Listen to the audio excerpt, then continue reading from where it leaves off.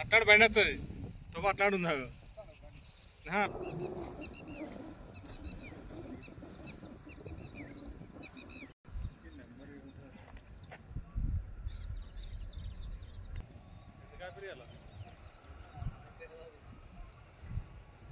డ్రైవరా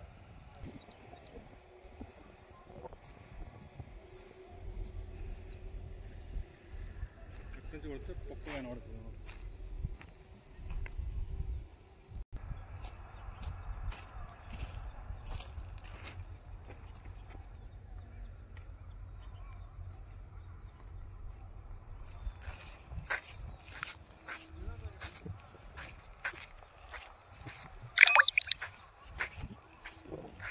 permission ఉందని రాఘపూర్ సంబంధించిన ఇటుకబట్టి వారు కొంతమంది మేము కొత్తగా నిర్మించుకున్న రోడ్డు వెంబడి హెవీ లారీలు నడిచే రోడ్డు కాదు అది గ్రామ ప్రజల కోసం ఊళ్ళో ట్రాక్టర్లు ఎడ్ల బండ్లు ఇవి నడవడానికి చేసుకున్న రోడ్డు కోసం హెవీ లోడ్ తోటి ఒక 30 టన్నుల లోడ్ తోటి ఆ దారెంట బండ్లు వెళ్ళడం వల్ల ఆ రోడ్డు మొత్తం డ్యామేజ్ అయిపోయింది. అది రోడ్డు వేసి ఒక నెల కూడా కావట్లేదు, రోడ్డు మొత్తం డ్యామేజ్ అయిపోయింది. ఆ దేవునిపల్లెకి వెళ్ళే మార్గ మధ్యంలో ఒక చిన్న రొడ్డంలాగా ఉంటుంది. ఆ రొడ్డం మొత్తం పగిలిపోయి కూలిపోయే పరిస్థితిలో ఉన్నది.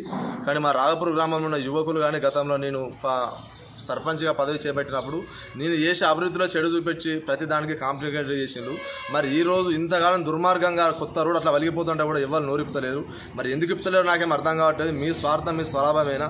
ఊరు సమస్య గురించి మాట్లాడేది, ఊరు సమస్య గురించి కొట్లాడే దమ్ము మీ దగ్గర లేదా? నేను సర్పంచులు కావాలని, ఎంపీటీసీలు కావాలని చాలా కోరికలు మీకు ఉన్న సంతోషం కానీ నేను ఏమంటున్నామంటే మీరు ప్రజల కోసం కొట్లాడి ప్రజలకు ఏమైనా హెల్ప్గా ఉండి ప్రజలకు సపోర్ట్ చేసే విధంగా మీరు పనిచేసి మీరు లీడర్ కావాలని నేను కూడా కోరుకుంటాను, ఆశిస్తాను.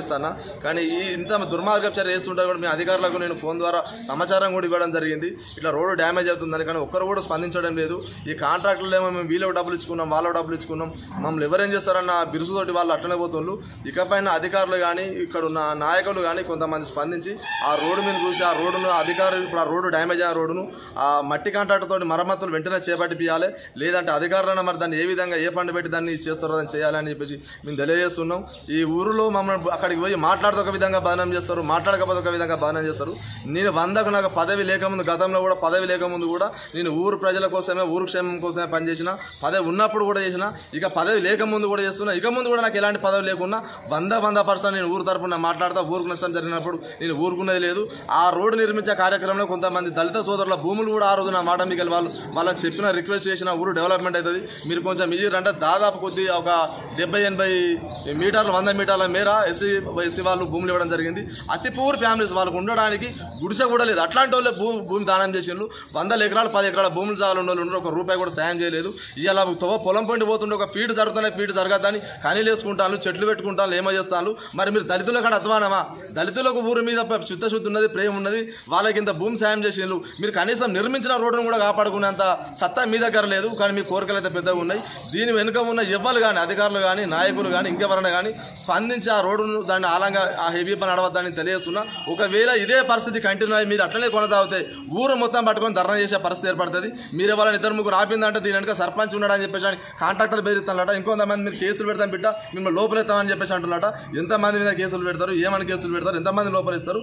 దాంట్లో ముందు నేనే ఉంటా, నా మీద కేసులు పెట్టండి, నన్నే లోపలేయండి. ఈ బ్లాక్ మెయిల్ మాత్రం మీరు బంద్ చేయాలని తెలియజేస్తున్నాను.